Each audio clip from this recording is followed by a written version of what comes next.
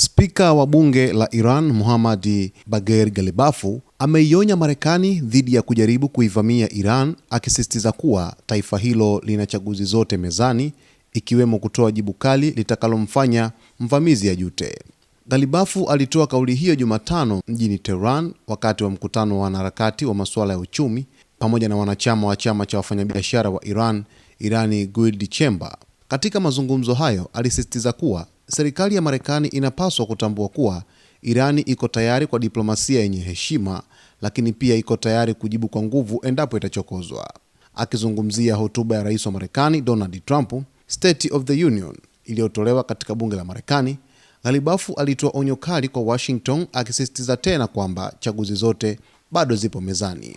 Spika huyo alidai kuwa Irani ndiyo mhanga mkubwa zaidi wa ugaidi duniani, akieleza kuwa zaidi ya watu 17,000 wakiwemo raia wa kawaida na viongozi wa ngazi za juu kama rais, waziri mkuu, mkuu wa mahakama, wabunge na makamanda waandamizi wameuawa katika mashambulizi ya kigaidi nchini humo.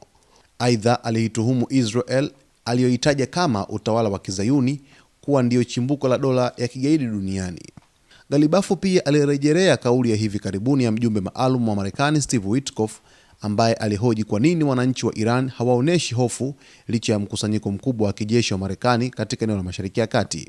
Kwa mujibu wa Ghalibaf, wa Marekani hawana uelewa wa kina kuhusu tabia ya msimamo wa watu wa Iran. Katika sehemu nyingine ya hotuba yake, alizungumzia vita vya siku 12 vilivyoanza tarehe 13 Juni 2025, akidai kuwa Israel kwa kushirikiana na Marekani waliishambulia Irani katikati ya mazungumzo ya nyuklia, lakini mwishowe walipata kushindwa kwa aibu. Aidha, alisisitiza kuwa Irani imekuwa ikieleza mara moja kwamba haitafuti na haitatafuta silaha za nyuklia, lakini pamoja na msimamo huo, vitisho na kile alichokiita mienendo isiyo sahihi kutoka kwa maadui bado vinaendelea. Ghalibaf aliwaonya maadui wa Iran kwamba iwapo watarudia makosa yao ya zamani, watakabiliwa na kushindwa kwa aibu. Hata hivyo, alisisitiza kuwa ikiwa Marekani itachagua njia ya diplomasia inayoheshimu hadhi ya taifa la Iran na maslahi ya pande zote, Tehran iko tayari kushiriki kwa njia ya kujenga katika meza mazungumzo. Lakini alionya kuwa jambo lolote la kutumia hila, uongo, tathmini potofu au mashambulizi wakati wa mazungumzo litachochea jibu la maamuzi kutoka kwa taifa la Iran na vikosi vyake vya ulinzi.